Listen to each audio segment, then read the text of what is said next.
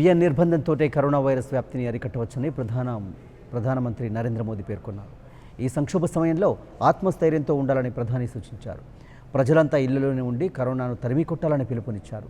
Corona virus మనకు ఎన్నో పాఠాలు నేర్పిందని, ఇతరులపై మనం ఆధారపడకూడదని, స్వయం సమృద్ధి సాధించాలని అన్నారు. జాతీయ పంచాయతీరాజ్ దినోత్సవం సందర్భంగా ప్రధానమంత్రి నరేంద్ర మోదీ వీడియో కాన్ఫరెన్స్ నిర్వహించారు. ఈ సందర్భంగా ఆయన ఈ గ్రామ స్వరాజ్ పోర్టల్ను ప్రారంభించారు. గ్రామాల్లో సుపరిపాలన కోసం పంచాయతీరాజ్ వ్యవస్థ ఎంతో ఉపయోగపడుతుందని అన్నారు. కరోనా కట్టడికి తమ వంతు కృషి చేస్తున్న అందరికీ ప్రధాని కృతజ్ఞతలు తెలిపారు. ప్రధానమంత్రి వీడియో కాన్ఫరెన్స్ కొనసాగుతుంది. లైవ్లో చూద్దాం. लोगों को गुस्सा आता होगा, ये मोदी जी कैसे हैं, इतने दिनों से बंद करके रखा हुआ है। लोगों को घर में रहने की आदत नहीं है, इसलिए गांव वाले थक गए, लेकिन उनको पता है कि हमारे देश के प्रधानमंत्री जो कर रहे हैं वो हमारे स्वास्थ्य के लिए कर रहे हैं, हमारे देश के लिए कर रहे हैं, तो लोग समझते हैं। आपके गांव की जनसंख्या कितनी है प्रियंका जी? 2011 के हिसाब से मेरी गांव की लोक संख्या है 12,576, लेकिन इंडस्ट्रियल बेल्ट होने के कारण यहाँ पे पर प्रांत और राज्यों से लगभग 50,000 लोग रहने को है, यहाँ पे रहते हैं। तो आपका तो एक प्रकार से बड़ा शहर हो गया है। वो शहर, हाँ, शहर टाइप ही हो गया है सर। पुणे से कितना दूर है आपका? सर मैं पुणे से सर एक 30 किलोमीटर की दूरी पे है, चाकन में। अच्छा। चाकन के पास ही है, 1-2 किलोमीटर में, अच्छा। इंडस्ट्रियल बेल्ट में। देखिए, एक तो आपके यहाँ इस पुणे बेल्ट में और महाराष्ट्र में भी एफपीओ का अच्छा काम हुआ है, और मैं समझता हूँ कि एफपीओ के काम को, फार्म प्रोड्यूस ऑर्गेनाइजेशन का काम, जिसको भारत सरकार काफ़ी मदद कर रही है, ये जितना बल मिलेगा आपके गांव के किसानों को बहुत बड़ी ताकत मिलेगी। उसी प्रकार से इनाम भी टेक्नोलॉजी के माध्यम से देश के हर कोने में हमारे किसान को अच्छा मार्केट मिल सकता है, और किसान को अब भरोसा होने लगा है। और आप जैसे पढ़े लिखे प्रधान है, तो मैं पक्का मानता हूं कि इस आधुनिक व्यवस्थाओं को आप अपने गांव में ला सकते हैं। उसी प्रकार से government e market place GeM, मैं चाहता हूं कि जेम पोर्टल पर आपके गांव में जो महिला बचत गट है और छोटे छोटे उद्यमी हैं, जो चीज़ें बनाती हैं वो सीधी भारत सरकार को बेच सकती है। कोई टेंडर वेंडर का चक्कर नहीं है, कोई कमीशन नहीं है, कुछ नहीं है, सीधा वो जेम पोर्टल पे करे। तो आप जैसे पढ़े लिखे प्रधान है, तो एक अच्छी टोली बना करके टेक्नोलॉजी के माध्यम से आपके गांव की बहनों को वो जो उत्पादन करते हैं उनको मार्केट मिले, ये सारी सुविधाएं उपलब्ध है। हाँ, कुछ कह रही थी प्रियंका जी आप? इनाम जो नेशनल एग्रीकल्चर मार्केट है और किसानों के लिए हमने जो ग्राम पंचायत के ऑपरेटर है वो उनके हेल्प के लिए रहते हैं, और उनके कोऑर्डिनेशन द्वारा हम उसके ऊपर भी काम कर रहे हैं। चलिए, मेरी तरफ से आपको बहुत बहुत शुभकामनाएं। मैं सर आपके लिए कुछ कहना चाहूंगी। इस तरह आप पूरे दुनिया को राह दिखा रहे हैं कि कोरोना के मामले, कोरोना का संकट का कैसे सामना किया जाए, तो मैं कुछ पंक्तियां आपके लिए कहना चाहूंगी। जरूर बताइए। कोशिश जारी है और हिम्मत बरकरार है। सिर पर है इस दुनिया पर छाने का फितूर। मुझे किस्मत पर भरोसा नहीं, मुझे मेहनत पर भरोसा है। एक ना एक दिन ये हालात बदलेंगे जरूर, एक ना एक दिन ये हालात बदलेंगे जरूर। वाह, चलिए, आपके शब्दों में विश्वास है, वो देश की भावना का प्रतिबिंब है। मेरी तरफ से बहुत शुभकामनाएं। आइए हम पूरब की तरफ चलते हैं, आसाम की तरफ चलते हैं। असम के कचर जिले के ग्राम पंचायत छोटा दूध पाटिल, यहाँ के प्रधान श्रीमान रंजीत सरकार जी हमारे साथ है। रंजीत जी नमस्ते। नमस्ते सर। नमस्कार। नमस्कार सर।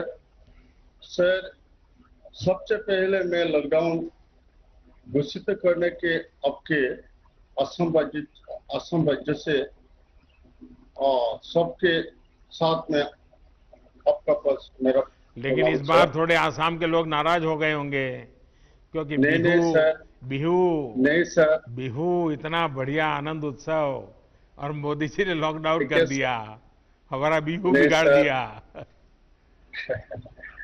सर, लॉकडाउन आप जो काम किया है सर, वो अच्छा काम किया। ये देश को रक्षा करने के लिए काम किया है सर, लेकिन ये मेरा जो राज्य का मुख्यमंत्री सर्बानंद सोनोवाल जी और हेमंत बिश्व शर्मा जी ने और मेरा भलाई करने के लिए हर हर स्टेट हर डिस्ट्रिक्ट में आया है सर।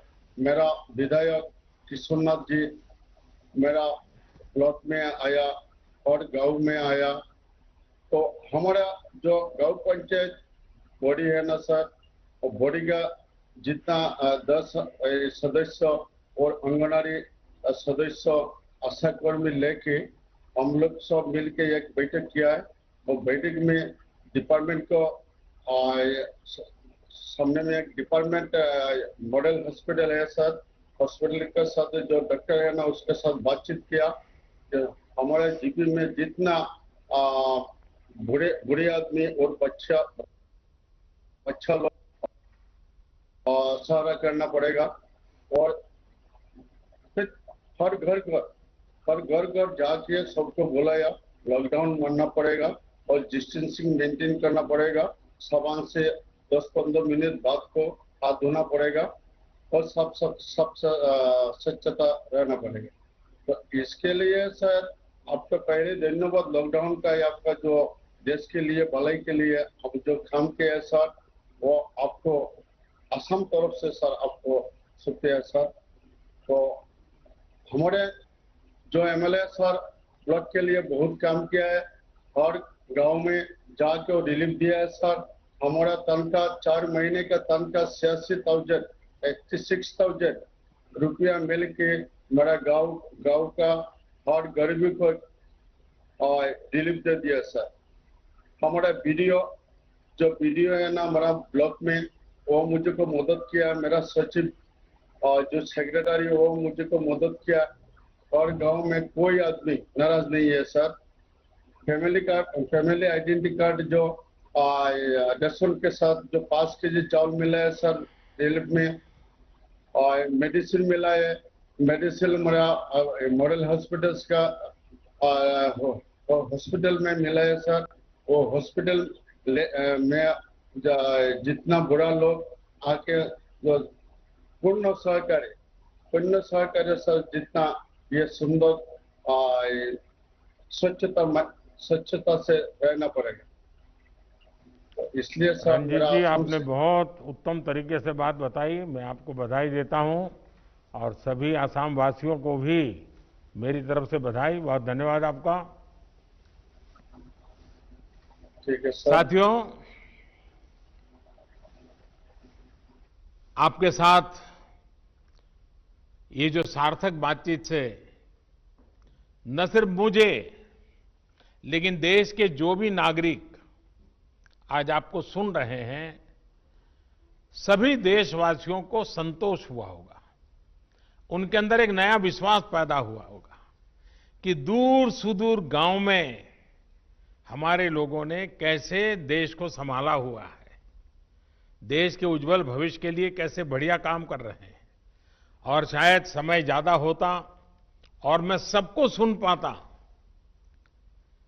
कितना आनंद आता, कितनी नई नई चीजें मिलती। लेकिन मैं जब लाखों की तादाद में पंच सरपंच मेरे सामने हैं, इस टेक्नोलॉजी के माध्यम से जुड़े हैं, भले ही मैं आप सबको सुन नहीं पाया हूं, लेकिन जिन कुछ अपने प्रधानों ने अपने अनुभव बताए, उसमें एक प्रकार से आपकी भावनाएं प्रकट हुई है। लेकिन उसके बावजूद भी आपने कोई ऐसे विशेष प्रयास किए हो, प्रयोग किए हो, अपने गांव को बचाया हो, अगर मुझे लिख करके भेजेंगे तो मुझे बहुत अच्छा लगेगा। आप सभी इस मुश्किल परिस्थिति में भी गांवों में जीवन को सुरक्षित और आसान बनाने में नेतृत्व कर रहे हैं, जिम्मेवारी निभा रहे हैं। हम सब ने सुना है, बचपन से सुनते आए हैं, महात्मा गांधी एक बात बार बार करते थे। महात्मा गांधी कहा करते थे कि मेरे स्वराज की कल्पना का आधार ग्राम स्वराज ही है। इसलिए ग्राम पंचायतें हमारे लोकतंत्र की एकजुट शक्ति का केंद्र है। हमारी लोकतांत्रिक एकजुटता का यही सबसे बड़ा ताकतवर केंद्र है।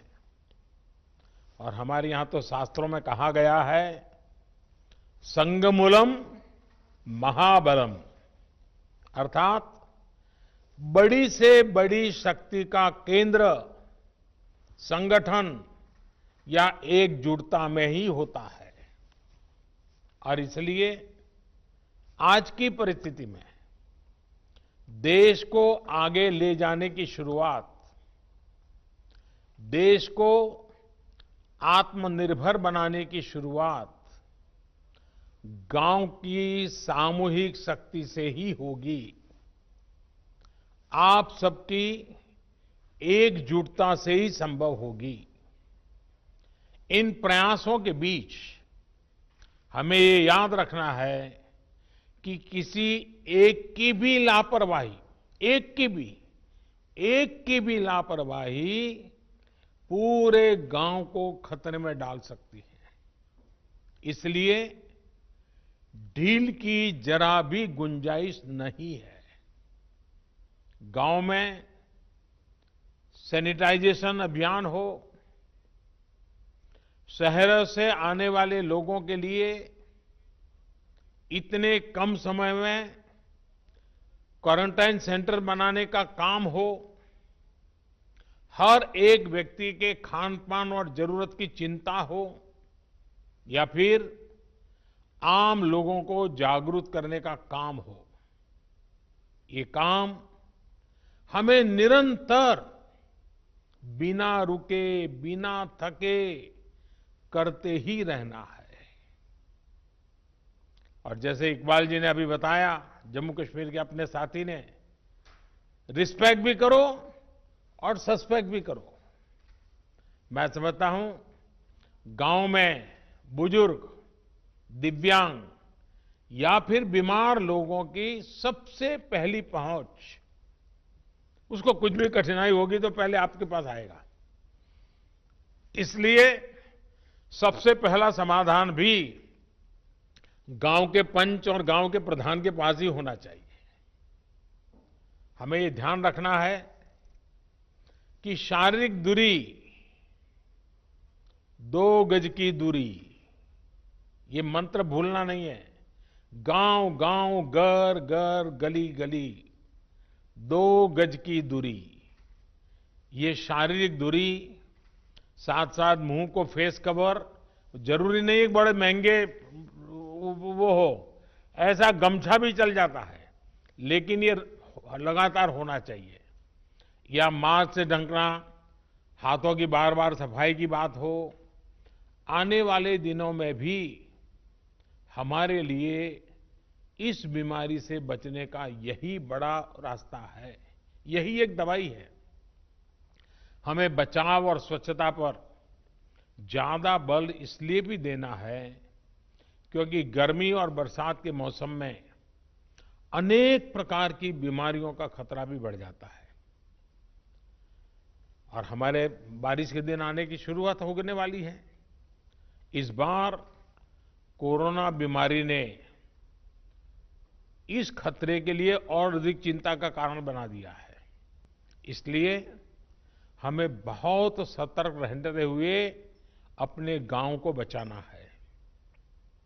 साथियों, हमारा अतीत का अनुभव बताता है कि बीमारियां और उनके इलाज के बारे में गलत जानकारियों की वजह से हमें बीमारियों को रोकने में काफी दिक्कत आती है, काफी समय चला जाता है। इस बार हमें ऐसा नहीं होने देना है। For more updates, please subscribe 99 TV Telugu.